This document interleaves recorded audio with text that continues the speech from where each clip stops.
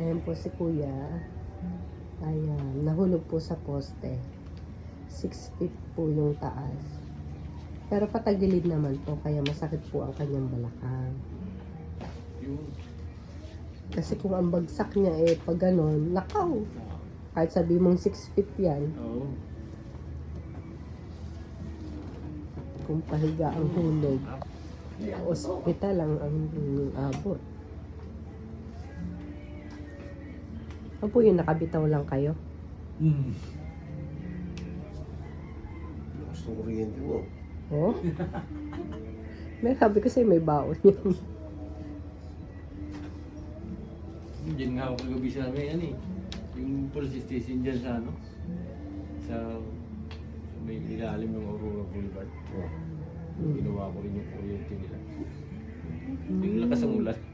Oo nga po. Umulan niya kahapon. Bataan kami, naulan. Mga alas 10 yata ng gabi. Malakas ang agad pala siya. Nangangalmas naman ito. Pasok po. Pasok yung mukha mo dyan. Okay naman po yung likod ni kuya. I mean, ano lang, ang nararamdaman niya lang ngayon, pag matagal siyang nakaupo tapos tumayo, ayun, or nangangalay na yung likod niya pag matagal nang nakaupo.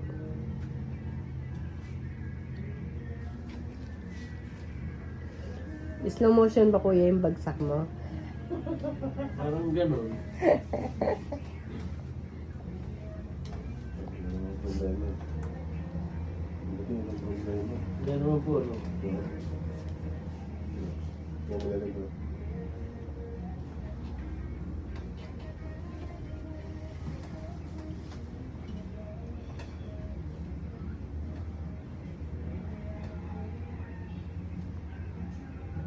Ako din na.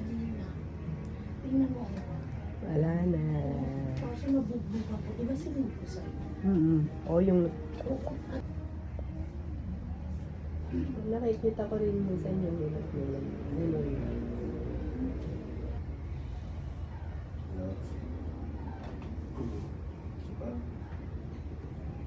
Buti walang traffic mo. Oo, ang bilis namin. Alis kami po. Kaya tira ko, sakay mong gagalig. May kawayan pa dun. Ay, dulo ng ano. Valenzuela. May kawayan. Bawal kami.